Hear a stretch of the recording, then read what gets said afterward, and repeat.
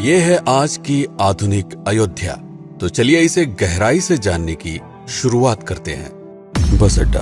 राम मंदिर से 7 किलोमीटर की दूरी पर 14 बीघा जमीन पर 219 करोड़ की लागत से लखनऊ हाईवे पर नया बस अड्डा बनकर तैयार है। Railway station. मंदिर से 1 किलोमीटर की दूरी पर 240 करोड़ रुपए में नया रेलवे स्टेशन डिजाइन किया गया है। भविष्य में अयोध्या से दिल्ली, मुंबई, चेन्नई, बेंगलोर, पुणे, कोलकाता, नागपुर, लखनऊ और जम्मू जैसे शहरों के लिए विशेष रेलगाड़ियां चलाई जाएंगी। हवाई अड्डा। 1450 करोड़ रुपए में लगभग 1300 बीघे में फैला हुआ प्रयागराज हाईवे पर नाके के पास बनाया गया है नया एयरपोर्ट। यहाँ से राम मंदिर की दूरी सिर्फ 12 किलोमीटर है। भविष्य में कई बड़े महानगरों के लिए सीधे उड़ानें उपलब्ध होंगी। घाघरा जलमार्ग। अगर आपके पास अपनी खुद की मोटर बोट है तो छपरा से घाघरा यानी सरयू नदी की सैर करते हुए लगभग 300 किलोमीटर नदी में चलकर भी अयोध्या पहुंच सकते हैं। भविष्य में इस रूट के लिए भी मोटर बोट चलाए जाने का प्रस्ताव है। राम मंदिर। अयोध्या के राम मंदिर की कुल कीमत है 1800 करोड़। पूरी तरह बन जाने के बाद अयोध्या का मुख्य आकर्षण होगा। राजस्थान के मशहूर मकराना के पत्थरों से आकार लेते इस मंदिर की अनुमानित उम्र होगी लगभग 1000 साल। 22 जनवरी को पहली मंजिल का उद्घाटन होगा, जिसमें राम की बाल्यावस्था की मूर्ति रखी जाएगी। बाकी की 2 मंजिलों का कार्य चलता रहेगा। खजुराहो के मंदिरों की नागर शैली के आधार पर इसे तराशा जा रहा है। मंदिर का कुल क्षेत्रफल 156 एकड़ या 251 बीघा है। हनुमानगढ़ी। राम मंदिर से लगभग 800 मीटर की दूरी पर स्थित है हनुमानगढ़ी। मंदिर के आवासीय परिसर को मिलाकर यह लगभग 52 बीघे में फैला हुआ है। मंदिर की 76 सीढ़ियां चढ़कर हनुमान जी के दर्शन के बाद ही राम मंदिर में जाने का विधान है। यह मंदिर अयोध्या शहर के ठीक बीच में एक ऊंचे टीले पर बना है। शहर की तरफ आने वाले आक्रमणकारियों के आने की सूचना यहीं से प्राप्त करके अयोध्या के राजा तक भेजी जाती थी। इतिहासकारों के अनुसार जितनी बार भी अयोध्या पर आक्रमण हुआ उतनी बार इस मंदिर को भी विध्वंस झेलना पड़ा। हालांकि सन्यासियों ने हर बार इस मंदिर को फिर से खड़ा किया। आज यह मंदिर रामानंद संप्रदाय और निर्वाणी अखाड़े के अधीन है। राम की पेड़ी।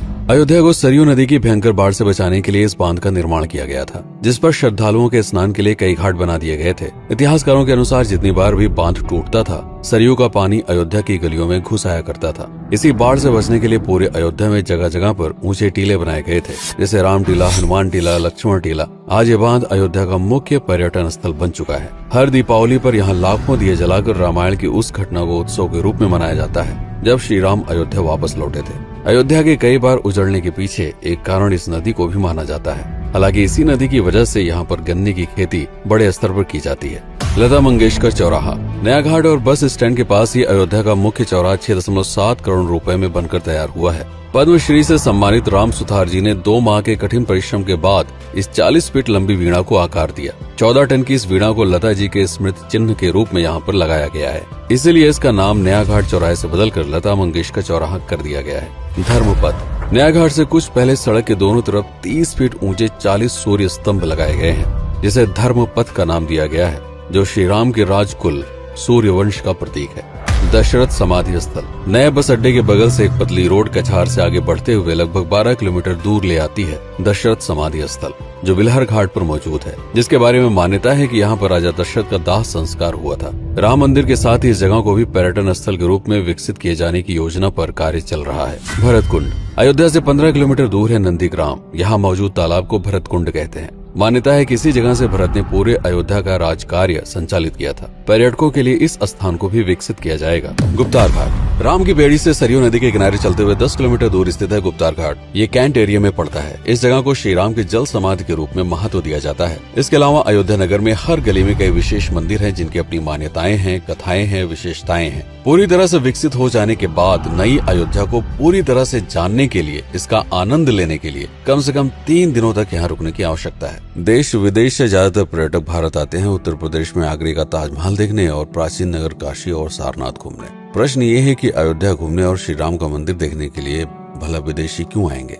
और इसका कारण है भारत में लिखी गई राम कथा की सबसे पहली और प्राचीन पुस्तक रामायण। भारत में रामायण के अलावा कंबोडिया में रीमकेर, थाईलैंड में रामकियन, जो कि वहाँ की राष्ट्रीय पुस्तक है, इंडोनेशिया में ककनिक, नेपाल में भानुभक्त रामायण जैसी पुस्तकों में वाल्मीकि की रामकथा से प्रेरणा लेकर इसे अपने अपने देश की संस्कृत के हिसाब से फिर से लिखा गया है।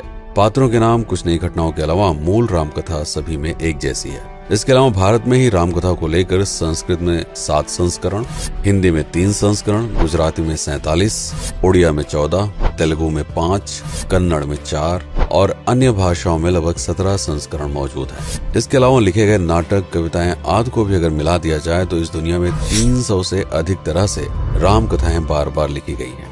इन सभी राम कथाओं पर कई विशेषज्ञों ने समय समय पर अध्ययन किया और अपने विचार दिए। Father Camille Bulcke, Hermann Jacobi, Wendy Doniger, Edward अल खरर, Alf Hiltebeitel, Paula Richman, Aubrey Menon, Ramesh Menon, Radha Vishwanath, Shantanu Gupta, Meenakshi Jain, Lala Sitaram, Swami Gyanananda Saraswati जैसे कई लोगों ने समय समय पर रामकथा को लेकर गहन शोध किया और इसमें छिपे हुए मूल कथा के साथ ही इसके इतिहास को समझने का प्रयास भी किया। रामकथा थी कौशल प्रदेश के द्वारा किष्किंधा और लंका पर विजय प्राप्त करने की पहली बार एक अखंड भारत के निर्माण की। रामायण महत्वपूर्ण इसलिए हो जाता है क्योंकि ये अखंड भारत युद्ध से अधिक व्यक्ति के आदर्शों, सूझबूझ, मित्रता जैसे गुणों से स्थापित हुआ।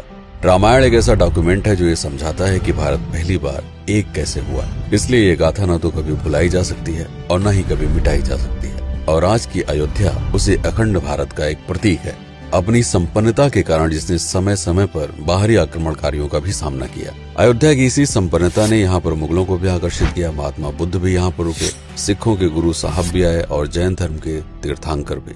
सिर्फ आए ही नहीं बल्कि उनके अनुयायी यहीं पर बसते चले गए। अयोध्या कितनी बार बसी, कितनी बार उजड़ी, इसके बारे में बहुत अधिक प्रमाण उपलब्ध नहीं है। सूर्यवंश के पतन के साथ ही अयोध्या का भी पतन होता रहा। बीच में कई सौ सालों तक अयोध्या मानो विलुप्त सी हो गई। इसका कारण क्या था, इसका कोई प्रमाण नहीं है। अयोध्या को फिर से खोजकर उसे स्थापित करने में बार बार राजा विक्रमादित्य का नाम आता है, लेकिन विक्रमादित्य एक उपाधि है जिसे कई राजाओं को दिया गया था। तो ये कहना मुश्किल है कि किस कालखंड के कौन से राजा ने ये कार्य किया। कुछ विशेषज्ञों का मत है कि यह काम उज्जैन के राजा विक्रमादित्य ने किया होगा। नंदवंश, मौर्य वंश, शुंग वंश, गुप्त वंश आदि के साम्राज्य में भी अयोध्या का वर्णन प्राप्त होता है। सबसे बड़ा विध्वंस हुआ 1527 के आसपास बाबर के कार्यकाल में, जब राम मंदिर को ध्वस्त कर बाबरी मस्जिद स्थापित की गई। सन 1722 में बंगाल के नवाब अलीवर्दी खान ने व्यापार के नजरिए से राम मंदिर से कुछ किलोमीटर की दूरी पर एक नया शहर बसाने की शुरुआत की। 1730 में अवध के पहले नवाब सादत अली खान ने इसका नामकरण किया फैजाबाद। इन्हीं के उत्तराधिकारी सुजाउद्दौला ने इसे अवध की राजधानी बनाई। 1775 में अवध के चौथे नवाब असफुद्दौला ने फैजाबाद की जगह लखनऊ को अवध की राजधानी घोषित की। रावण अहंकार का प्रतीक और श्री राम विनम्रता के सूचक। सत्ता में आने के बाद